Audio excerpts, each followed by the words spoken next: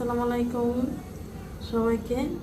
এই যে আজকে আমি রান্না করতেছি শুটকি। এই শুটকিটা কে কে চেনেন? এটা হচ্ছে সুরমা মাছের শুটকি নাকি, চিটাং থেকে আনা বড় মাছের শুটকি। এটা আমি এখন পেঁয়াজ দিয়ে ভুনা করতেছি। শুটকিটাকে কিছুক্ষণ আমি গরম তেলে ভেজে নিচ্ছি। শুটকিটা যখন একটু ভাজা হবে তখন আমি পেঁয়াজ দিয়ে দিব। পেঁয়াজ দিয়ে আমি একটু লবণ দিয়ে দিব। লবণ দিয়ে ভালোভাবে শুটকির সাথে পেঁয়াজটাকে ভালোভাবে ভেজে নেব। এই যে দেখেন, শুটকি আর পেঁয়াজটা যখন এইভাবে ভাজা ভাজা হবে তখন আমি মশলাটা দিয়ে দিব।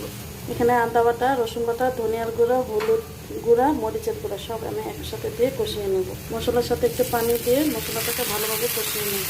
একটু লবণ আমি আগে দিয়েছি, একটু চেক করে লবণটা দিয়ে দেবেন টেস্ট বুঝে। যেহেতু বড় মাছের শুটকি এর জন্য আমি আদা ইউজ করছি। যদি বড় মাছের শুটকি না হতো, শুটকির মধ্যে আদা বাটাটা না দিলেই ভালো, তাহলে শুটকির গানটা থাকে না। তো আমি আজকে বড় মাছের শুটকি বলে এখানে আদা, রসুন, ধনিয়া, জিরা, হলুদ, মরিচ দিয়ে ভালোভাবে এখন কষিয়ে নিচ্ছি। এখন একটু খুব সুন্দর করে কষিয়ে নিয়েছি। এখন একটু পানি দিয়ে একটু মাখা মাখা করে নেব। এই যে দেখেন শুটকির কালারটা কত সুন্দর আসছে। এখন আমি জিরার গুঁড়া দিয়ে দেবো, এটা কালা জিরার গুঁড়ো, আর কিছু কাঁচামরিচ দিয়ে দেবো।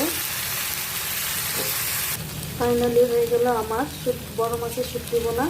এইভাবে রান্না করে দেখবেন, খেতে অসাধারণ লাগে। ভালো লাগলে অবশ্যই আমার চ্যানেলটাকে, ইউটিউব চ্যানেল এবং ফেসবুক পেজটাকে ফলো দিয়ে রাখবেন। আল্লাহ হাফেজ।